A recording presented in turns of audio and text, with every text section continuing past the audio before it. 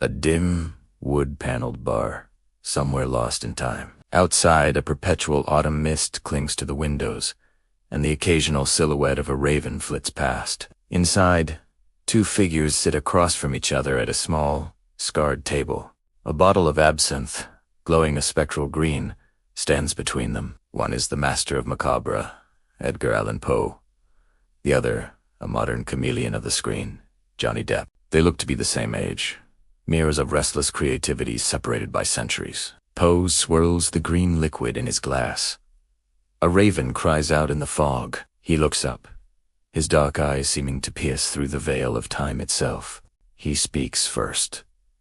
"This green fairy," he begins, gesturing to the absinthe.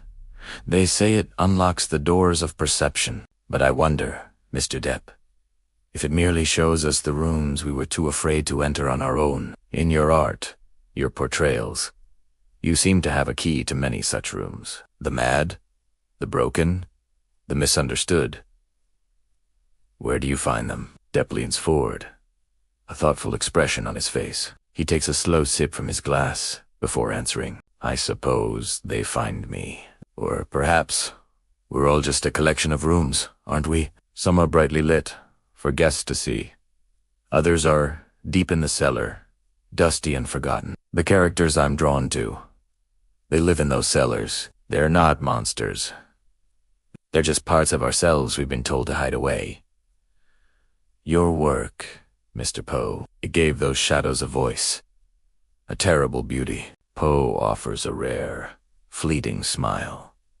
Beauty in terror, an interesting paradox. I've always believed that the most poetic topic in the world is the death of a beautiful woman. It is the pinnacle of melancholy, the purest form of sorrow. Does such a pure sentiment exist in your modern world of moving pictures, or has it all been diluted by noise and spectacle? The spectacle is often a mask for the sorrow, Depp counters. We build enormous worlds on screen, filled with explosions and grand gestures, but at the heart of the best stories is still that same, simple truth. A loss, a longing, a love that can't be.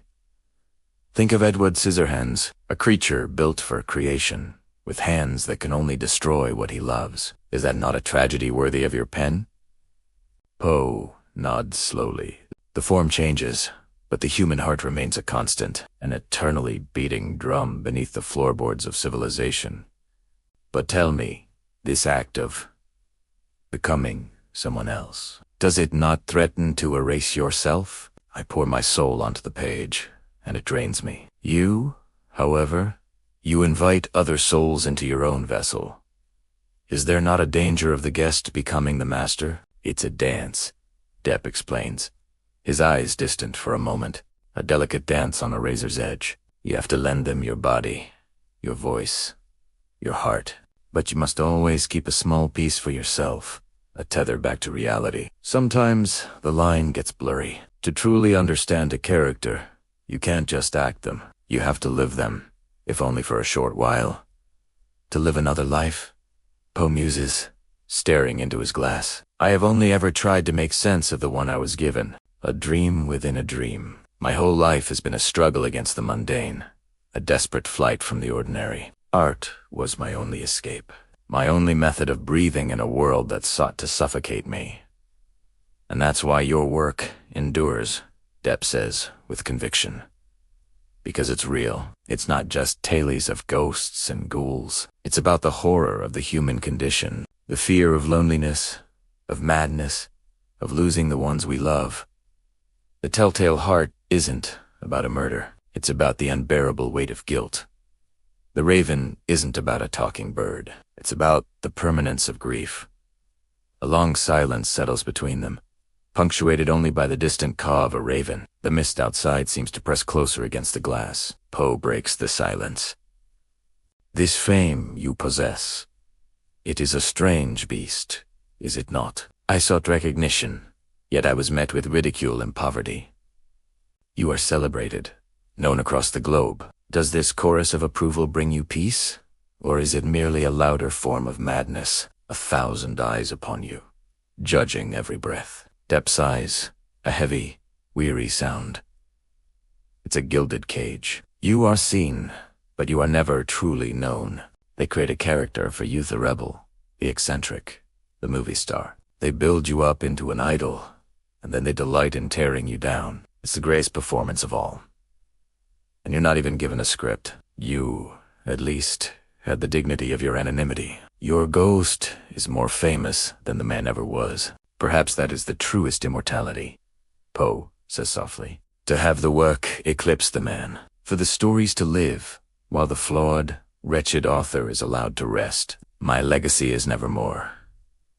What, I wonder, will yours be? Depp leans back, a wry smile playing on his lips as he looks at the green liquid in his glass. I don't know. Maybe just a series of strange and wonderful hats. But I hope, when all is said and done, that people see the truth behind the costumes and the makeup. That they see someone who, like you, was just trying to make a little sense of the beautiful, terrifying chaos of it all. Someone who believed that a little bit of madness is the key to sanity. He raises his glass to the cellars of the mind, to the beauty in terror. Poe picks up his own glass, his dark eyes glinting in the lamplight, and to the dreams within the dream.